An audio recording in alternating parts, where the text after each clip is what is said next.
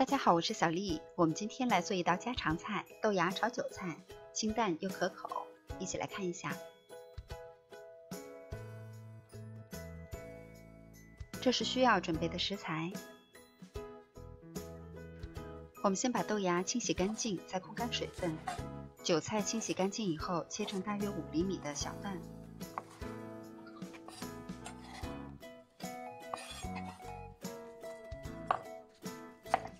把大葱切成葱花，少许就可以。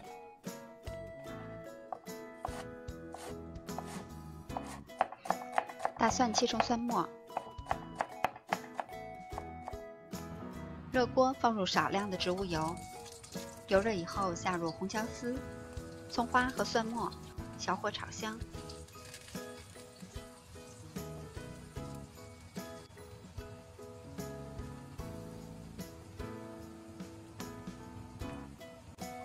调料炒香了以后，改成大火，然后下入绿豆芽，快速的翻炒。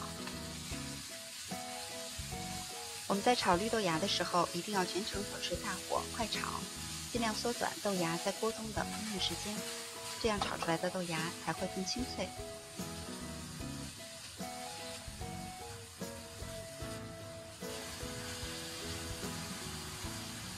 炒到豆芽的颜色有一些变得透明了，然后下入韭菜段。放入少量的花椒粉，再来一点鸡粉，少量的生抽，再快速的炒匀。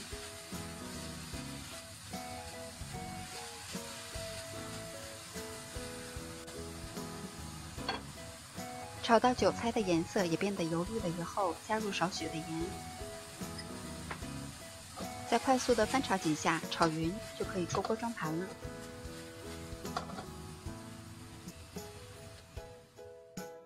豆芽是我们最常吃的青菜，这样做简单快速，而且口感呢非常的清脆，一点都不出水。喜欢的朋友也试一下吧。我是小丽，感谢您的收看，明天见。